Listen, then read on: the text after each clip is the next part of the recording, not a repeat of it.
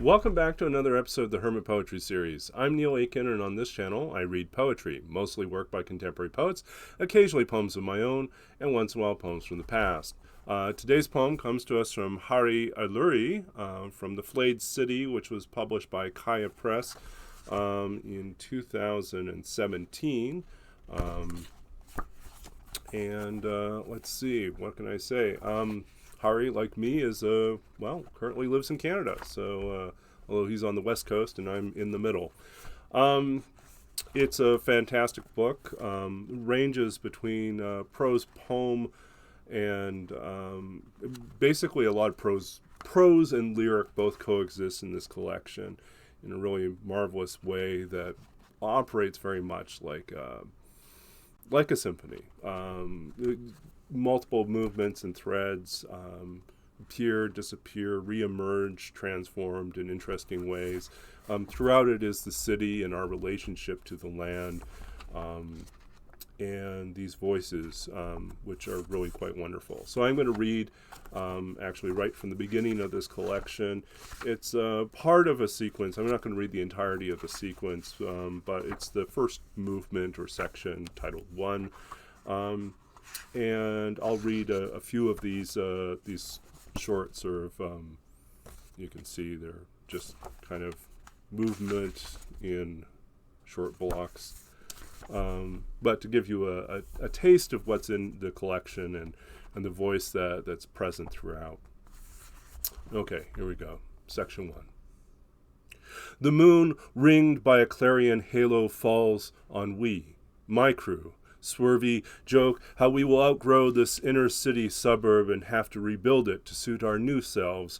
We plan to move the river to an elevated bridge, shoulder the street we drink down into a 6th-floor club. We do not think of gravity and blood. There are oceans, too, of course, the distance their tides must cover, which is to say, gravity, blood. We are laughing upways on the street again, which is why we see the moon.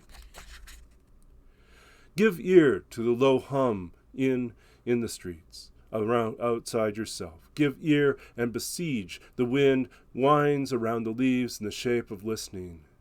And everything you see is an eye. The kitchen window is an eye. Birch's drift bark is an eye. Crab's exobone, an eye. It eyes itself. Like the wind teaching trolleys to stop, their aching knees try to get back to the village they left, barely small enough for its water tank. Serenity, perhaps, on the gravel that abuts white lines to fit a vehicle between, or on a trolley that shakes the word stillness back to a pond.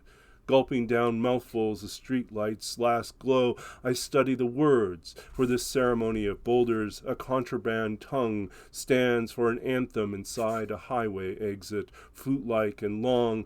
The original names of townships ask us to celebrate their pronunciation. We appear compelled, but do what we do. We know we are ugly because there are soldiers. A warning. Don't slice an apple toward yourself, because apples have no blood of their own. We promised each other we would steal a sign from our childhood, but a pavement sweeper warned us of the history of its name, warned us that between avenues we searched for a better past. Uncle, we called him from then on. We drunk walked like pebbles, a cinder block in rain. Uncle squatted, dropped his smoke, lowered his heel. Uncle. The easiest things to step on seldom reach across the sea or from the past. Later, he would duck down off to piss. The day he left us matters now, a jersey dank against my skin. Yet another accent to falter every couple years. And that was from the first movement of The Flayed City by Hari Alluri, published by CiCAC Press in 2017. If you enjoyed this particular reading and this poem, please give this video a thumbs up. Read the description of the video for more information about Hari and where to find his book and how to find more of his work online, as well as to learn more about this series and basically learn that we have new content every Tuesday, Thursday, and Sunday. If you've enjoyed listening or watching these videos, please consider subscribing to the channel, and you'll be notified every time there's a new video that's available and online.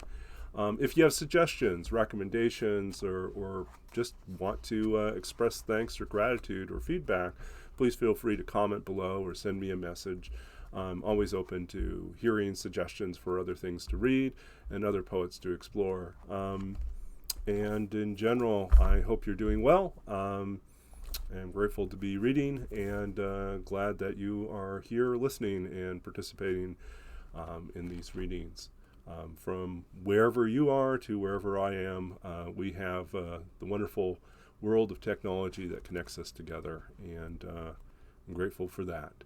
So this is Neil Aitken, and this is the Hermit Poetry Series, and I'll be back again soon with more poetry. Until then, stay safe, stay well, and stay engaged in the work of writing and creating art in the world and in the life around you. And we'll be back again. Bye.